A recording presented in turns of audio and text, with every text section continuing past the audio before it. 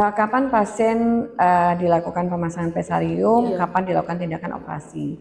Jadi pada prinsipnya kalau pada kasus uroginekologi rekonstruksi ya, kita itu tidak selalu mewajibkan pasien untuk melakukan tindakan operasi. Kalau latihan dasar panggul atau Kegel exercise itu menurut saya sudah bisa dilakukan pada pasien yang kadang-kadang itu masih merasa keluhan awal. Jadi misalnya saya kok merasa ada yang kayak menonjol ya.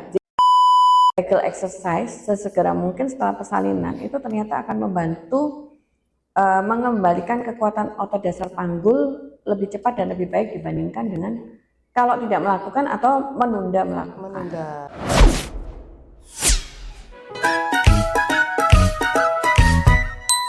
Hai Merdo, selamat pagi. Ini pagi ceria banget nih. Kita lagi menculik narasumber kita ya Mbak Amel ya. Kapan lagi? Kapan lagi? Dengan jadwalnya yang padat hari ini kita dengan Profesor Dr. Eti Mardian Kurniawati, spesialis obstetri dan ginekologi dari RSUD Kendang Sari Mer Surabaya. Urogin ya Dok ya? Ya, Prof. Konsultan spesialis Uroginekologi rekonstruksi. Nah, hari ini kita saya ditemenin sama Mbak Amel nih. Nyubi. Juga saya culik paksa sama kayak Prof Eti hari ini gitu. Dengan jadwal Prof Eti yang padat ya akhirnya setelah sekian purnama ya Prof. Iya, alhamdulillah bisa ketemu. Akhirnya, nah ini kita ngobrol santai tapi juga ada beberapa titipan pertanyaan dari media sosial kita, terutama dari Instagram yang lalu juga dari YouTube kita. Lanjutan kemarin nih Prof. Oh iya, banyak ya pertanyaan ya. Betul. Yang belum terjawab. Betul Prof. Jadi kita akan bahas tentang rahim turun atau prolaps uteri nih. Lah ini biasa disebut dengan turun peranakan ya Prof. Iya. Gitu. Turun peranakan atau prolaps uteri itu kondisi ketika rahim turun. Ini seringkali banyak terjadi di ibu-ibu masyarakat di Indonesia. Dan banyak sekali yang kurang aware ya Dok ya Prof seperti itu, atau berani mengungkapkan apalagi di keluarga terdekat. Nanti kita akan bahas santai di sini dengan Prof Eti. Prof, kondisi seperti turun peranakan sendiri itu seperti apa sih? Iya. Jadi sebenarnya sudah ada di YouTube yang lalu ya, di podcast yang lalu. Jadi rahim turun peranakan, turun berok, atau kalau orang Jawa seringkali bilangnya kan Turun cancer. cancer, betul, Orang Jawa tuh cancer, seringnya bilangnya cancer. Ya, itu adalah kondisi di mana rahim yang harusnya ada di rongga panggul ya, tapi ternyata dia mengalami penurunan sehingga dia turun dari rongga panggul menuju ke vagina, bahkan sampai maaf ya keluar dari vagina tampak menonjol begitu. Jadi kenapa ini bisa terjadi? Jadi berulang kali ya saya sudah jelaskan bahwa seharusnya organ-organ panggul itu tetap berada di rongga panggul karena dia disangga dengan baik oleh yang namanya dasar panggul. Jadi dasar panggul itu terdiri dari jaringan ikat, otot yang harusnya itu kuat dan bisa menahan atau mensupport supaya organ panggul itu tetap ada di rongga panggul. Termasuk ada juga di posisinya, betul, termasuk juga berfungsi untuk menjaga supaya kita bisa mengendalikan proses berkemih, buang air besar, buang angin, dan juga untuk fungsi seksual. Jadi kenapa itu bisa terjadi ya karena dasar panggulnya tidak baik. Seperti itu. Seperti itu, Kak Amel. Jadi memang ini nggak boleh dianggap sepele ya Prof ya seperti ini ya. Karena kan mungkin banyak juga yang kurang takut mengungkapkan atau bagaimana. Umumnya Prof, usia yang sering ragu ke Prof untuk konsultasi usia berapa? Mengalami masalah ini. Jadi sebenarnya saya melihat fenomenanya sudah berubah ya Mbak. Jadi kalau dulu mungkin pasien itu masih sangat jarang. Saya ingat sekali kalau waktu saya dulu sekolah PPDS tahun 2002 ya, saya sekolah PPDS itu sekolah spesialis obgyn. Jadi kurang lebih 20 tahun lalu kasus rahim turun, sistoka, rektokal itu masih sangat jarang. Saking jarangnya ya kalau kita nemu kasus begitu kemudian ada seorang staf yang kemudian melakukan tindakan operasi, kita tuh bisa rame-rame begitu melihat di kamar operasi karena mungkin kasusnya hanya 1 bulan sekali, 2 bulan sekali. Tapi semakin kesini ternyata kasus itu semakin banyak.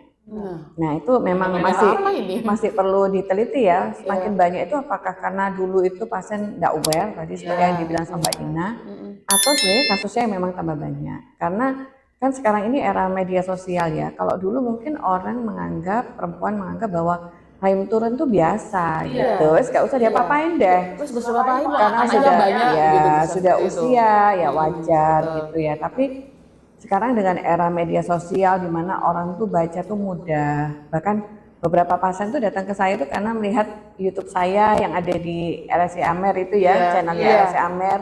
Itu mereka melihat bahwa dengan adanya penyampaian tentang rahim turun di podcast tersebut itu ternyata membuat mereka terbuka. Jadi artinya yang selama ini tuh informasi hanya bisa didapat ketika dia harus datang ke dokter. Sekarang hanya dengan segenggam handphone, pasien dimanapun ya, di desa, di pelosok sekalipun itu sudah bisa mendapatkan informasi. Dan akhirnya mereka tahu bahwa oh yang seperti ini tuh bisa disembuhkan gitu ya. Sembuh dalam tanda kutip ya. Tentu saja sembuhnya kalau yang pasang pesarium atau ring ya tentu saja sifatnya adalah harus kontrol berulang. Pesarium itu atau ring mana, Prof? dimasukkan ke dalam vagina. Ya. Atau tindakan operasi gitu. Sampai dioperasi terus dipasang lewat bawah. Oh tidak, jadi kalau pasang pesarium ya pasang pesarium saja, tapi kalau operasi ya operasi. Pilihannya itu tadi. Iya. Pasang pesarium itu bisa dilakukan di rawat jalan atau pakai bius atau gimana, Prof?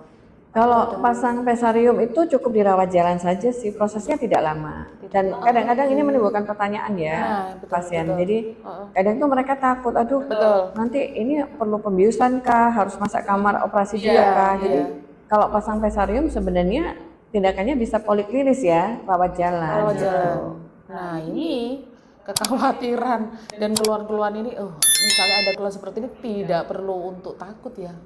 Berarti Karena apakah itu orang operasi tadi loh Kak? Iya, ada yang takut operasi itu apakah ada derajatnya mungkin Prof?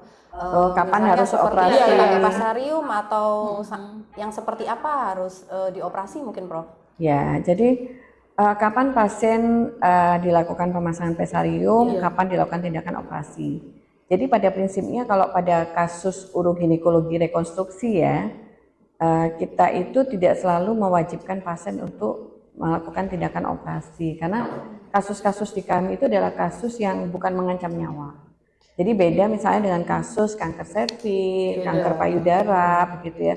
Saya kalau menemukan pasien yang indikasi kasusnya itu kanker serviks, kanker ovarium, saya pasti akan bilang, Bu maaf ini harus operasi. Gitu. Tapi kalau rahim turun, prolaps, ya sistokel, rektokel, tidak ada keharusan untuk operasi. Itu adalah sebuah pilihan. Siapa yang memilih ya? Sebenarnya pasien yang memilih. Jadi indikasinya operasi kapan, pasang pesarium kapan, kita harus menjelaskan ke pasien. Jadi pasang pesarium itu bisa dilakukan kalau memang pada pasien ini takut, satu ya, takut operasi, dua ada kontraindikasi operasi, tiga menunda operasi karena sesuatu yang lain ya, misalnya saya mau pergi haji dulu begitu ya, atau yang keempat sementara sambil menunggu jadwal operasi gitu. Meskipun ada pasien yang sebenarnya udah dok saya nggak usah operasi, saya pakai pesarium aja. Jadi pada prinsipnya kalau prolaps uteri grade 1-2 itu kita nggak harus pasang pesarium, nggak harus operasi. Kalau grade 1-2 saja karena tadi penyebabnya itu adalah gangguan dasar panggul, kelemahan dasar panggul, maka kita bisa memberikan edukasi pada pasien untuk melakukan latihan dasar panggul atau Kegel exercise. Jadi kayak coba Ibu kayak tertarik itu buat istri atau buat apa? Pada gini-gini. Kalau latihan dasar panggul atau Kegel exercise itu menurut saya sudah bisa dilakukan pada pasien yang kadang-kadang itu masih merasa keluhan awal. Jadi misalnya saya kok merasa ada yang kayak menonjol ya. Jadi bukan kayak benjolan besar gitu, enggak. Biasanya kayak merasa kalau saya buang air kecil, saya buang air gitu besar, ya, Prof. itu Gitu aja. di vagina saya itu merasa ada sesuatu yang menonjol.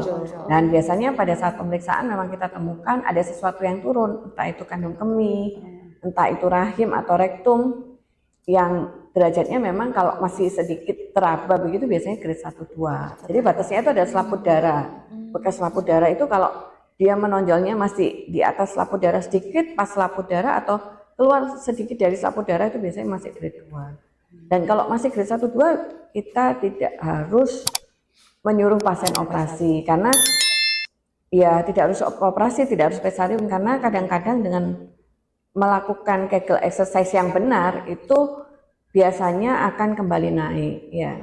Jadi Kegel exercise itu pada prinsipnya adalah melatih supaya otot dasar panggul ya, otot levator ani itu kembali kuat. Jadi yang tadinya itu dia lemah begini ya, dia itu akan bisa kembali mengangkat supaya organ panggul, organ-organ yang harus ada di panggul tadi itu kembali ke tempatnya. Cuman ya itu syaratnya latihan dasar panggul harus benar. Ya, tahu benar enggaknya itu harus diperiksa oleh ahlinya. Ya, misalnya ke dokter kandungan, ke dokter rehab medik, gitu. Dan mudah-mudahan nanti di RSI Amer biofeedback yang untuk menilai kekuatan dasar panggul bisa insya Allah segera running ya. Kita sudah menyiapkan termasuk Prof. insya Allah nanti akan didampingi oleh dokter rehabilitasi medik supaya latihannya akan lebih terpantau dengan baik ya. Ya, kembali ke aku sudah mau keluar aja biofeedback tadi keduluan Prof. Jadi biofeedback ini adalah alat untuk mengukur elastisitas otot vagina ya Prof ya seperti bukan itu. elastisitas, kekuatan kontraksi otot dasar kekuatan panggul. kontraksi dasar panggul. Nah, ini tadi di RC Kendang Sariman kita ada layanan itu iya. Dan segera dinantikan aja nanti di bulan Desember ini akan segera kita launch dan nanti di awal tahun akan segera kita opening gitu ya.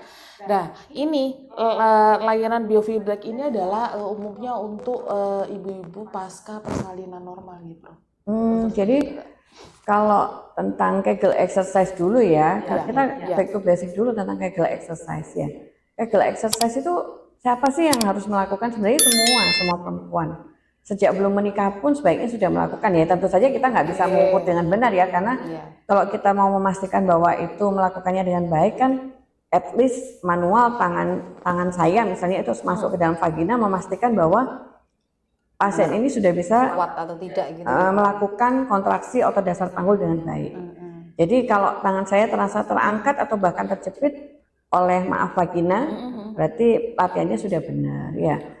Jadi kapanpun, anytime dan siapapun ya itu bisa melakukannya. Kalau tadi pertanyaannya apakah orang yang pasca melahirkan wajib ya? Sebenarnya wajib tidak, tapi memang sudah banyak penelitian yang menyebutkan bahwa kalau melakukan latihan otot dasar panggul, Kegel exercise sesegera mungkin setelah persalinan itu ternyata akan membantu mengembalikan kekuatan otot dasar panggul lebih cepat dan lebih baik dibandingkan dengan kalau tidak melakukan atau menunda melakukan.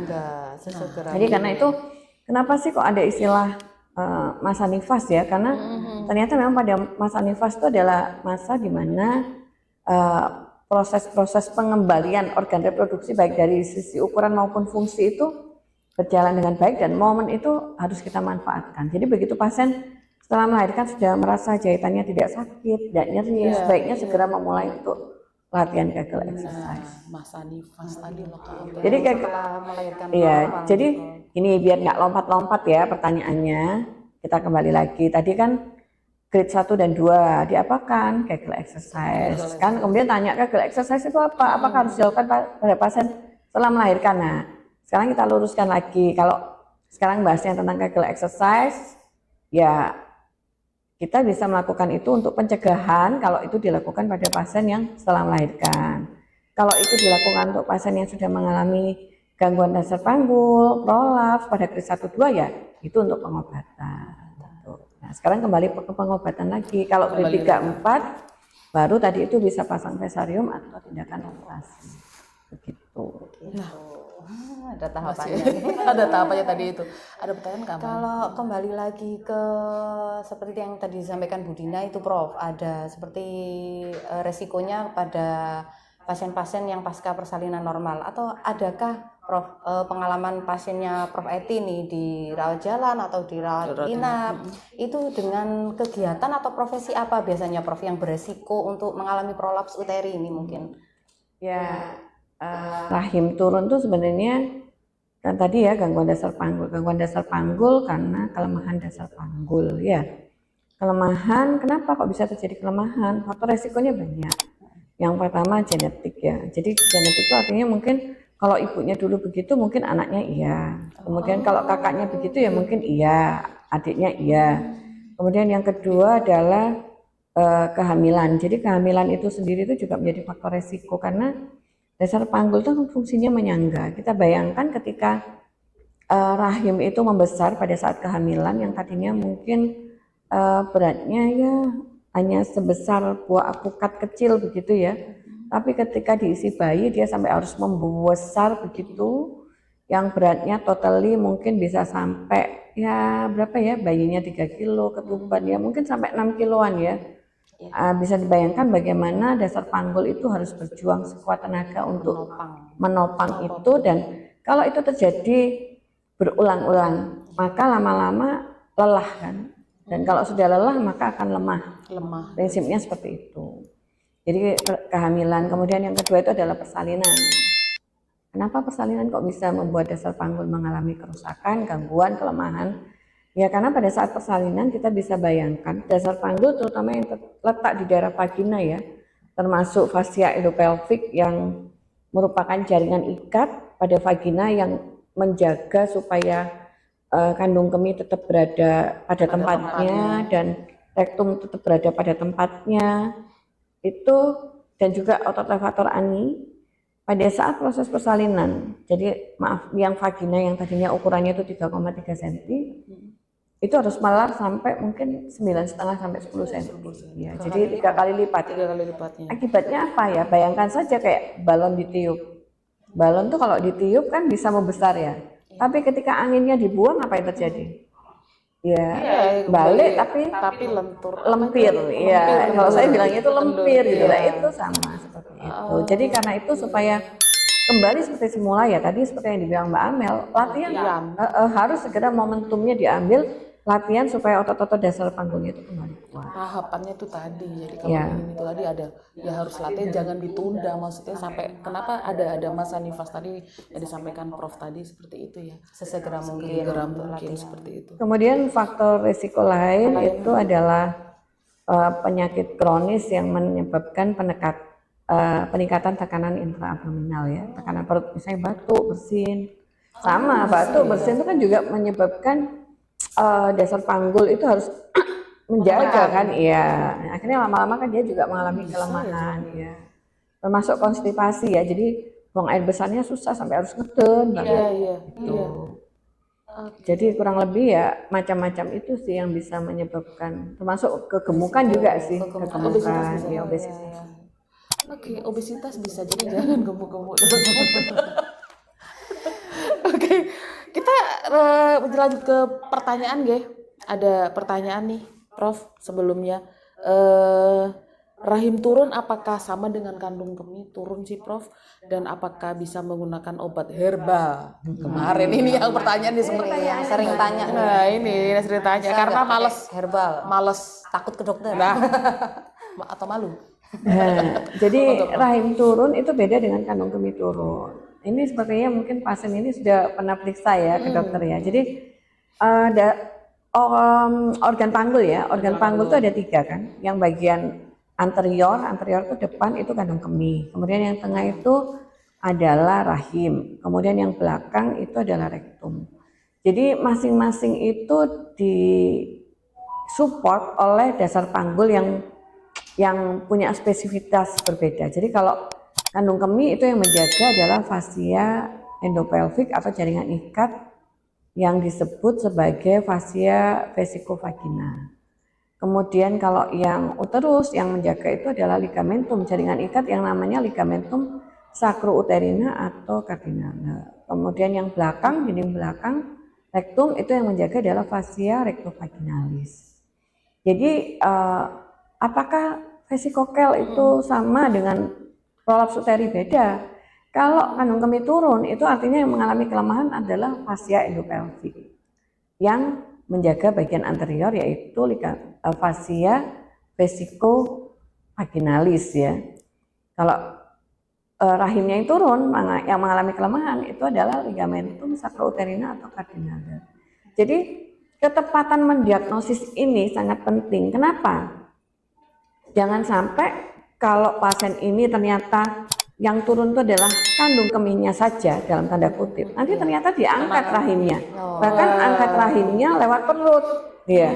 Akhirnya kandung kemihnya tidak terkoreksi. Akhirnya kandung kemih turunnya tetap ada, dan itu yang seringkali membuat pasien datang ke saya. Dia merasa saya sudah diangkat rahimnya, rahim saya turun, sudah diangkat rahimnya, tapi kok Masih ada keluhan. kemudian Masih ada. setelah operasi kok masih benjolannya masih besar, karena ternyata yang diangkat rahimnya padahal yang muncul diagnosisnya itu sebenarnya adalah vesikokelnya. Seperti itu. Jadi tolong untuk mendiagnosis dengan baik ini memang harus ke dokter yang memang betul-betul berkompeten untuk melakukan diagnosis secara spesifik, apakah ini vesikokel, kandung kemih turun, prolaps uteri atau rektokel, karena tata laksana masing-masing ini kalau dilakukan tindakan operasi itu akan berbeda. Dan fatal juga ya Prof ya. Bukan fatal Apa ya namanya sih, tapi Apa sih tidak menyebabkan pasien hilang keluhannya gitu loh. Padahal kan penanganannya berbeda. prinsip tindakan operasi kalau di urologi itu yang pertama kan satu, menghilangkan keluhan ya. Dua, mengembalikan fungsi anatomi pada tempatnya. Tiga, memperbaiki fungsi. Yang keempat baru estetiknya bagus begitu. Nah, Prof kalau bisa menggunakan obat herbal nggak sih? Ini kayaknya obat herbal. Nah ini. Oh iya, obat herbal ya. Obat herbal. Pijat. Oh, masa dipijat? Bisa nggak sih? Nah, sebenarnya kalau kita kembali pada patofisiologinya tadi ya, tahu sebabnya apa ya, tentu saja obat herbal ini nggak akan bisa mengatasi masalah, iya, karena sampai saat ini belum ada ya obat-obat minum itu yang bisa mengembalikan kekuatan untuk dasar panggul yang lemah, ya. Apakah misalnya obat herbalnya itu peret apa jamu peret ya, itu beda ya. Kalau maaf ya, jamu peret vagina itu kan sebenarnya dia membuat supaya lubrikasi di vagina itu tidak terlalu banyak sehingga seolah-olah itu peret begitu. Tapi kalau untuk baru tahu ada ya Prof. Jamu peret. Kalau gangguannya itu adalah gangguan yang mekanis begitu ya, mestinya ya tindakan yang dilakukan ya harus secara mekanis, baik dengan latihan atau dengan memberikan pesarium untuk support secara mekanis atau tindakan operasi. Nah, terus itu tadi ya harus tepat, belum pijat boleh, tapi kan harus tepat dulu dengan diagnosa ke dokter yang tepat juga. Oh, gitu. Pijat tidak memperbaiki, Mbak Dina. Tapi pijat tidak memperbaiki gitu loh. Kembali kita kembalikan pada patofisiologinya. Bukan pijat, mati salah pijat perut maksudnya. Pijat perut malah nggak boleh lagi. Malah nggak boleh kan. Karena pijat perut itu nanti akan menyebabkan usus lengket, usus terpuntir ya. Jadi jangan dilakukan. Jangan dilakukan pijat, ya itu tadi ya, secara perut ya. Seperti itu. Prof, apakah ada pengaruh sih Prof untuk ada keluhan setelah tindakan operasi itu? Apakah berpengaruh pada hubungan intim? Ini. Insya Allah enggak sih, karena biasanya ya kita sebelum melakukan tindakan operasi itu pasti memastikan dulu pada pasien. Salah satu pertanyaan yang harus dijawab itu adalah masih ada bapak apa enggak. Kemudian yang kedua, nanti pasti akan kami tanyakan, ibu masih rutin hubungan seksual? Nah, jawaban pasien itu memang variatif ya. Ada yang bilang, waduh dok, saya udah umur 70 udah nggak pernah hubungan seksual. Tapi ada pasien juga yang usianya 75 masih dengan lantang menjawab, iya. Oh masih dok, padahal suaminya usianya 78 tahun, sakit diabetes, tapi ternyata ketika saya tanya, seminggu masih bisa 2 sampai 3 kali. Jadi itu sesuatu yang benar itu Prof ya? Ada. Jadi itu sesuatu yang memang variatif antar pasien, dan itu akan membuat kita membedakan pada saat melakukan tindakan operasi dalam hal apakah ini memang panjang, maaf ya, vaginanya itu harus kita pertahankan sepanjang mungkin atau mungkin harus kita buang, karena semakin nanti banyak bagian dari vagina yang kita buang, kemungkinan untuk terjadi rekurensi itu kekambuhan pada prolaps vaginanya itu akan semakin kecil. Jadi itu akan kita pilihkan mana yang memang sesuai dengan pasien. Jadi nggak usah khawatir apakah nanti hubungan seksual terganggu, insya Allah enggak. Khawatirnya kan seperti itu ya Prof, terganggu pada kualitas hubungan. Justru mungkin akan lebih baik ya, karena biasanya kan bapaknya bingung nih, ada sesuatu yang menonjol dan ibu kan juga bingung harus bolak-balik kan memasukkan dulu ke dalam sebelum dilakukan penetrasi. Nah, kaum bapak ini ada pertanyaan nggak sih kalian berdua? Saya lagi Kayaknya mau nanya ada deh. Iya, menahan. tapi malu benar.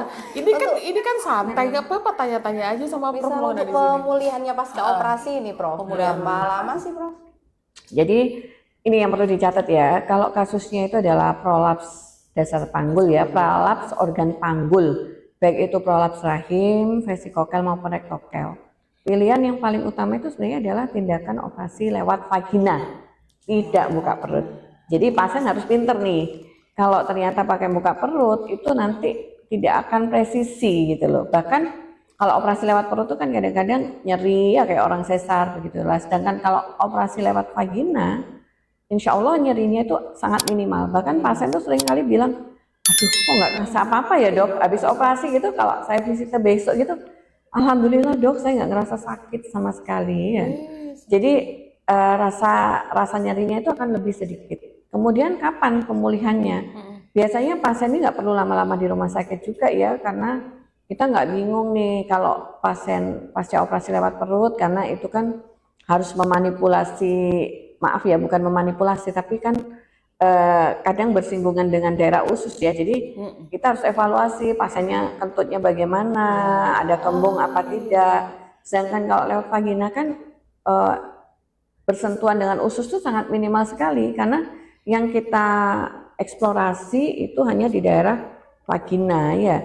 Jadi biasanya satu lespen, dua kemudian perawatannya tidak perlu terlalu lama.